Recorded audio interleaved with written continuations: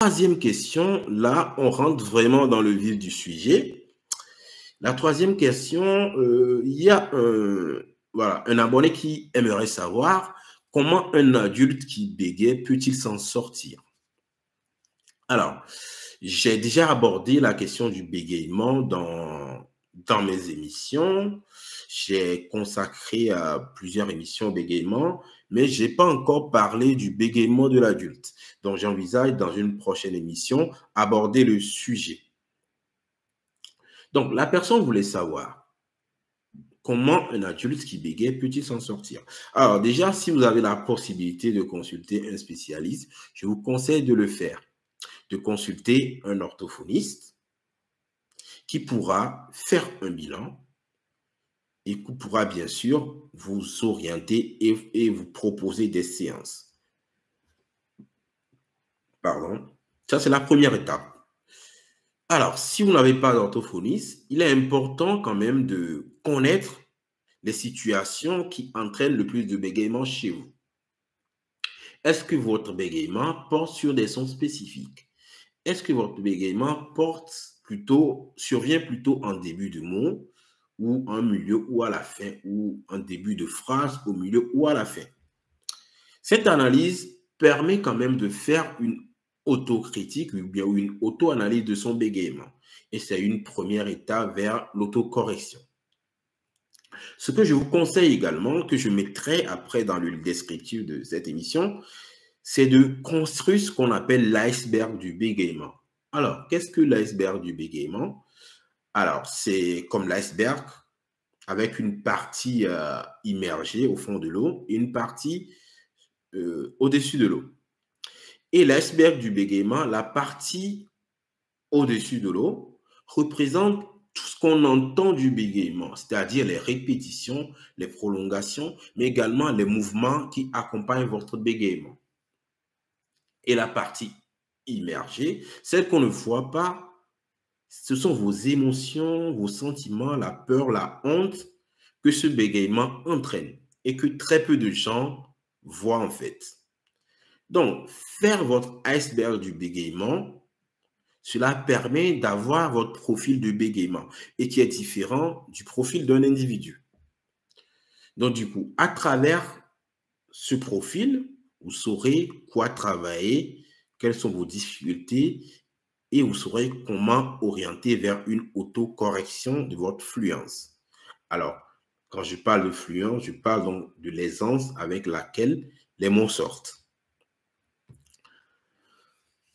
À partir de là, il y a quand même certaines attitudes et comportements qui vont faciliter la fluence de la parole. Par exemple, si vous êtes un adulte qui bégaye, il est important d'éviter la fatigue et les situations stressantes. Plus on est fatigué, plus on aura tendance à bégayer. Ça, il est important de le savoir. En plus, par exemple, on sait que certaines attitudes, certaines pratiques, comme le théâtre, par exemple, aident les personnes qui bégayent. Également, il y a certaines activités comme le travail respiratoire. Alors là, je ne vais pas rentrer dans les détails, mais les études prouvent que la respiration chez les personnes qui bégayent pose problème. Donc, le but ici, c'est de trouver des activités qui permettent de rééduquer ou permettent de travailler votre respiration. Plus votre respiration sera meilleure, plus la parole sera fluente. Vous pouvez m'écrire, je vous donnerai des exercices de respiration qui sont efficaces et qui permettent de mettre plus l'accent sur la fluence de la parole. Également, vous pouvez pratiquer la relaxation. Alors, on note chez les personnes qui bégayent des tensions excessives qui accompagnent la production de la parole. La relaxation, donc, va permettre d'éviter ou de réduire ces tensions. Et moins vous êtes tendu, la parole va être fluente. Également, vous pouvez trouver sur Internet des vidéos. Je peux vous envoyer, si vous êtes intéressé, ou m'écrire en inbox. Je vous enverrai des vidéos sur la relaxation, des exercices sur la relaxation. Alors, ce que je peux vous conseiller également, c'est un livre que j'ai trouvé super, qui est un essai libre sur Internet, qui s'intitule Autothérapie du bégaiement. Ce livre est écrit par Malcolm Fraser et traduit en français par un certain Richard Parent. Alors, ce manuel, il propose des techniques très efficaces et des stratégies pour rééduquer en quelque sorte par soi-même son bégaiement. Ce livre vous permet par exemple de travailler la fluence de votre parole, c'est-à-dire l'écoulement aisé de la parole. Également, ce livre va vous permettre de développer des techniques qui vont vous entraîner de moins bégayer ou d'avoir moins de tension. L'une des techniques également enseignées dans ce livre est le bégaiement inverse, c'est-à-dire un contrôle de son bégaiement. Alors, sachez que c'est une technique qui est également utilisée en rééducation.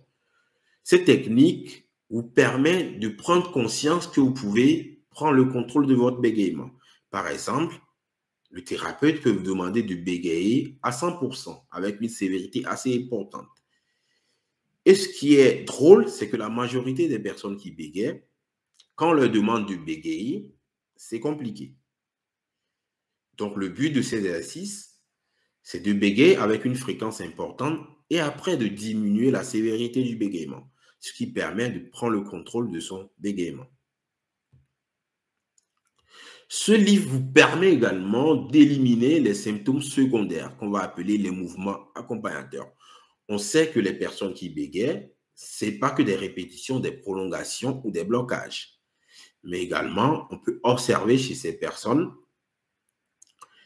des mouvements comme les yeux qui clignotent, comme certains qui tapent du pied le sol et qu'on va appeler des mouvements accompagnateurs. Donc, ce livre va vous permettre de développer des techniques pour éliminer ces mouvements accompagnateurs. Également, à travers ce livre, vous pouvez travailler votre contact visuel, qui est également déficitaire chez les personnes qui bégayent, qui ont du mal à soutenir le regard. Aussi, vous aurez à travers ce livre des techniques pour effectuer des autocorrections, mais également à parler avec une voix ferme et mélodieuse. Également, là, c'est une technique qui est enseignée en rééducation, où on apprend à la personne qui bégaye à travailler sa parole avec plus de douceur, à amortir les syllabes avec plus de douceur. Donc, dans ce livre, vous allez trouver ces techniques qui vous permettent de travailler ces notions. Je mettrai le lien de ce livre dans le descriptif et qui vous permettront bien évidemment de pouvoir essayer des choses si vous n'avez pas accès à un orthophoniste. Comme je le disais, le titre de ce livre, c'est Autothérapie du bégaiement et il est en accès libre sur Internet. Mais je mettrai le lien dans le descriptif de cette émission. Voilà un peu en ce qui concerne cette question sur le bégaiement. Excusez-moi, je vais boire un coup.